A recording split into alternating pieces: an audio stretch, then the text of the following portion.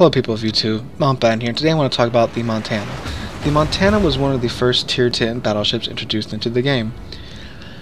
Way back when the game was in alpha or beta or whatever. I wasn't playing that far back, but the Montana is one of the first two Tier 10 battleships. The other one being Yamato. Now, Montana, of course, like I said, came out a long time ago. Back when the game was first released, easily, I think it's been, 3 years? And since then, a lot has been added to the game. You've had the German battleships added, and then the British battleships, and now, most recently, the French battleships. And each of these new lines that have come out have a gimmick to them. Like, up the whole line, there's this gimmick that starts at either Tier 7 or Tier 8. So, I'm going to go through each of the lines, explain their gimmick, and give my 2 cents about what needs to be done to Montana. So, let's start with the Japanese line. Now, the Japanese, of course, like I said, it was one of the first 2 original battleship lines. And there's no real... It's kind of strange how it goes, really strange with the Japanese line. From Tier 5 to Tier 8, it feels like a natural progression of battleship design. Tier 6 is a bigger Congo, the Tier 7 is a bigger Congo, Tier 8 is basically a huge Congo, the Imagis. You can see each one's just a better, more improved design of the Congo, which, yeah, that looks natural. Then you get to Tier 9, you get the thing that is the Izumo, which is what I like to call a siege platform. You sit back, you have large guns, supposedly have good Sigma, but I never see it when I play Izumo, and you just tank and do damage from afar. And then you get to, sorry about that, my phone was on silent. And then you get to the Yamato, which has 18.1-inch guns. And those guns can pin the bows of other battleships. No other battleship in the game can do that. That is what I would call the Yamato's gimmick. Along with, okay secondaries and okay AA. It doesn't excel in any of the 2 categories. I mean, if you build for it, the Yamato secondaries are pretty darn good, but they're not German levels. Speaking of Germans, the German line, starting pretty much from the start, is gimmicks. I'm sorry, it's late when I'm recording this, but the German line's gimmick, starting pretty much from Tier 3 up to Tier 10, is of course the secondaries. German secondaries are, I would argue, the best in the game. And you have them starting from Tier 3 to Tier 10. German line was an absolute blasphemy to play because of that, because the German battleships are also so darn tanky. Their citadels are really hard to get at, and you can just get in there and just go to town with them. And, starting from Tier 3, you got a ton of secondaries on the Nassau. In each line, in each tier up, you get better secondaries, more secondaries, till you get to the Kurfürst, which has amazing secondaries, especially when you build them up. So that's the German line's gimmick, is its secondaries. Let's go to the British line, and of course its gimmick is the HE. Starting out from Tier 4 up to Tier 10, you've got really good HE, which, much to my dismay, is still a pretty popular line. I thought it would die down once people realized it was just an HE spamming battleship line, but nope, people apparently want that. Anyway, and then you get up to the Conqueror, which I would argue is pretty much broken in terms of HE. You fire 1 salvo, you're probably going to start a fire, if not 2 or 3. And you also have all this other stuff the Conqueror has going for it, like its concealment, its AA, and its, nigh uncitadelable citadel. So, British line, HE is its gimmick. Get to the French line. Its gimmick is the engine boost. The French by far have the fastest battleships tier for tier, especially when the engine boost is consumables used. I think they only get that Tier 7, maybe Tier 8. I think it's Tier 8 when they get that. Again, the French line is the line that is the only line that I didn't truly grind through. I got the Richelieu in a container, and then I free XP from the Richelieu to the Republic.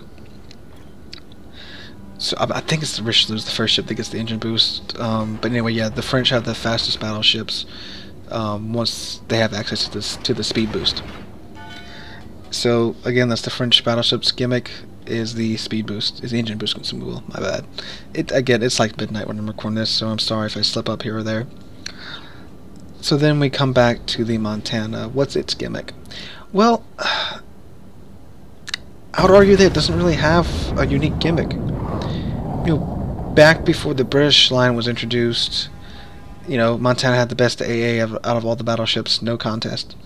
But now that the Conqueror's around, its AA is almost on par with Montana's. It's slightly less effective, and I mean like slightly. Like, I ran a test for it, and depending upon how lucky I got with how the bots dropped their torpedoes and whatnot, I would either beat the Conqueror by 10 planes in the Montana, or beat Montana by 10 planes in the Conqueror. It's that close to where I couldn't really determine which one was truly better, but I stuck with Montana because that's what it's known for and has a reputation for that. But Conqueror also has that same reputation now as just being this plane eater. And, well, the American battleships also have really accurate guns, until Wargaming kind of nerfed that a bit. Yeah, they nerfed that a while back. I wasn't even aware of it, because on my words are hard. Because on my Montana, I have a AA accuracy build. So in one of my mod slots, I have the I think AA mod 2 or something like that, and then in my last mod slot, I have the accuracy mod. So the dispersion used to be really, really good back in the day, like really tight. And that was a trade-off. You have the smallest guns out of all the tier 10 ships, 16-inch, but they're really accurate.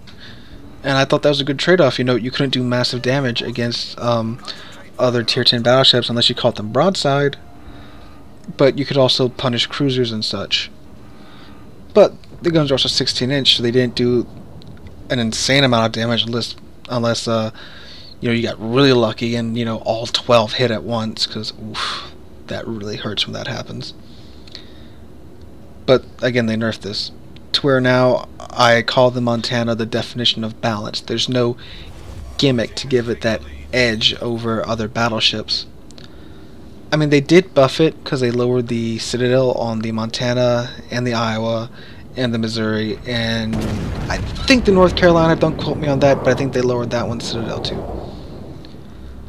So my question to you guys is, if you could change the Montana, what would you change about it? Or would you even change it? Do you think it's fine? Because right now, I think once they introduce another battleship line, the Montana is no one's probably going to grind it after that. Because why would you grind it? If you want good AA, go for the Conqueror. You get, God tier HE on top of pretty good AA, more than pretty good on AA that's on par with the Montana. You get HE to where you can easily do 200k damage every round you're playing it, playing mindless. You want accuracy, you can go for the Yamato because it does have the most accurate guns in the game. Well, supposedly, it does have the best Sigma, and supposedly it's the most accurate. But sometimes the RNG on that thing for me is just horrible. You want, since they lowered the Citadel, you want a ship that can brawl real good. Well, go for the Curve first. Got the best secondaries in the game. Montana's secondaries are pretty much useless. I would tie it with Conqueror for having the most useless secondaries. So you see what I'm saying? Like, there's no reason to grind the Montana anymore, or very little, unless you just want to collect the ship, or unless you just grind to the Iowa like I did and just unlock it as a side effect of playing Montana. But I'm thinking maybe they should add another consumable to it, maybe radar, hydroacoustic search, maybe give it a modified heal or something, not on the levels of Conqueror, but just something. Because if they keep going with this gimmick thing, once they release another battleship line with another gimmick on it, I can't imagine what the next gimmick's going to be. Maybe torpedoes, I don't know. There's going to be no incentive to grind to Montana. And then, you're going to see less of it in the game, to where it's just going to disappear, and then Wargaming's not going to bother doing anything with it because no one plays it. But yeah, that's just my 2 cents. Tell me what you guys think in the comment section below. Should they give it a gimmick? Should they leave it alone? Do you think it's balanced the way it is? Do you think it's underpowered? And this ship, I do care a lot about this ship because this was my first tier 10. And Well, yeah, it is a good punisher of cruisers. It's just, I don't know, when it competes with other battleships, I always feel like, unless I can get in like really close, I feel like I'm just missing ship, after playing stuff like the First and the Yamato and the Republic. Yeah, the Republic has less guns, but has a 20-second reload. And I get to the Montana after playing all these other ships, and I got 16-inch guns, and I fire after wait a full 30 seconds to reload, whereas in the Republic has 17.5-inch guns, I think so. And it's got a 20-second reload. I'm like, okay, well that's balanced for balancing purposes, obviously, because it only got 2 turrets. But the Iowa had 16-inch guns, had a 30-second reload. The Montana is supposed to be the pinnacle of American battleship design. So I would argue maybe give it a 25-second reload, because it's the same 16-inch guns on Iowa. So it's believable that by the time the Montanas would have been developed, they would have come up with some way to reload the guns faster. So that's what I would really push for, maybe decrease the reload speed, because it does have the smallest guns out of all the tier 10 battleships. But anyway, that's my 2 cents. You don't gotta have to agree with it, that's just my opinion. So, like I said, let me know in the comment section below, what would you do to Montana to improve, to make it more competitive with the other tier 10 battleships? I'm no way saying the Montana is a bad ship. I'm just saying it feels like it needs a little love to keep it, up to speed with the newer battleships. Okay, so after that, just let me know what you think in the comment section below. It's really late when I'm recording this. I'm like half asleep. I'm so sorry, you guys. I have a really busy week this week. So if I flubbed up a lot in this video, I apologize. Just like my 5th time recording this. So thank you all so very much for watching and putting up with my flubbing. If you like the video, drop a like, leave a comment, and subscribe. We're on a push to 200 subs.